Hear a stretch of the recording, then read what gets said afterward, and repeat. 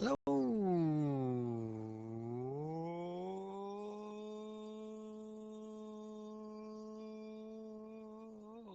algebra students. Mr. Lawrence here, and we are going to be calculating slope, but we're going to be doing it without graphing lines.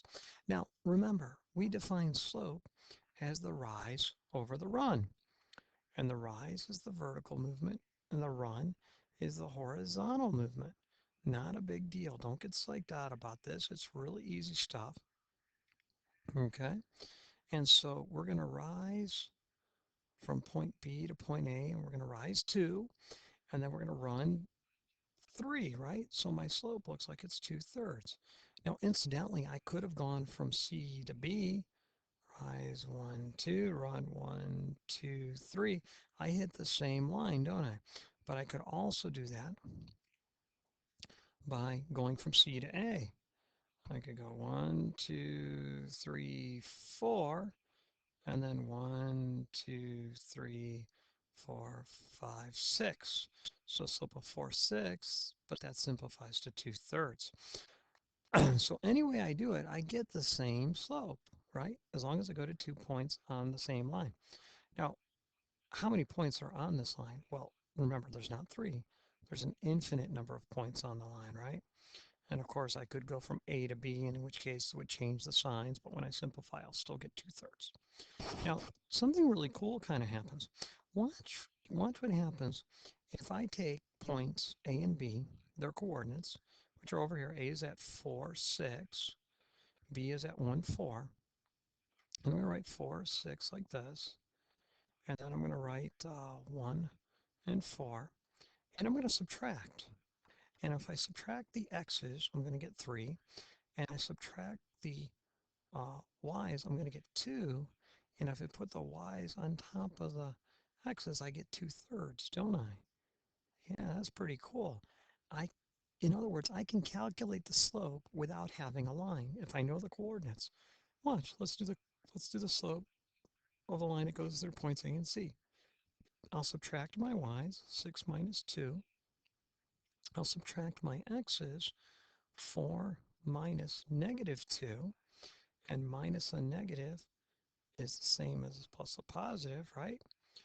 My numerator becomes 4, my denominator becomes 6. That simplifies to 2/3. Now the formula for this looks confusing and sometimes imitates students, but it's super easy. It says the slope is this. Well, all that means is subtract your y's. And that rises to the top, and there you subtract your x's. So I came up with a little simple way to remember what to do. To calculate slope from 2 points, I'm going to subtract my y's, I'm going to subtract my x's, and my y's are going to rise to the top, or the difference of my y's. Now again, that's all this formula says. You subtract your y's, you subtract your x's, you write them as a fraction with the y's in the numerator. So let's try it. Okay, now, the only thing you have to be careful of is when you go to do your subtraction, you have to be consistent. We're going to subtract our y's first. These are our y's, right? Do you want to do 10 minus 8 or 8 minus 10? Well, let's do 10 minus 8. Okay, there's my numerator. Now, to do my x's, I can't pick. Since I started with 10, I have to start with 6. So I'm going to do 6 minus 5. And when I do that, I'm going to get 2 over 1. So my slope is 2 over 1. You could tell me 2 as well. Since we're doing slope, I don't mind the fraction that's, over 1 because slope is often a fraction. But you could tell me 2.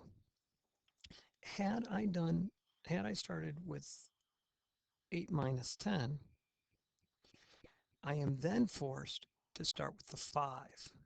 Okay, if I start with the 8, the y-coordinate, I have to start with the x-coordinate of 5. And 5 minus 6, in which case 8 minus 10 is -2. 5 minus 6 is -1. And so I get 2 over 1, or simply 2. Either one of these is okay. That's the only thing you have to be careful of. You have to be consistent. If you start with the first point for y, you have to start with the first coordinate for x. All right, well, let's try number 2. I'm going to do 3 minus 0, which forces me to do 9 minus 12. 3 over negative 3, which is the same as 1 over negative 1. Or you could just say negative 1. Either one. Okay, let's go down to number 3. Let's do 5 minus negative 4. You got to have a minus in there. You can't say, oh, there's already a negative. That negative belongs to the 4, and we have to subtract. Now that does turn it into an addition situation. So 5 plus 4 is 9. Now I started with the 5. I must start with a negative 3. And negative 3 minus 7 is negative 10. So my slope is negative 9/10. And there you go. Last example. I think I'm going to start with a negative 16 minus negative 7. And I'll change both of those. All right.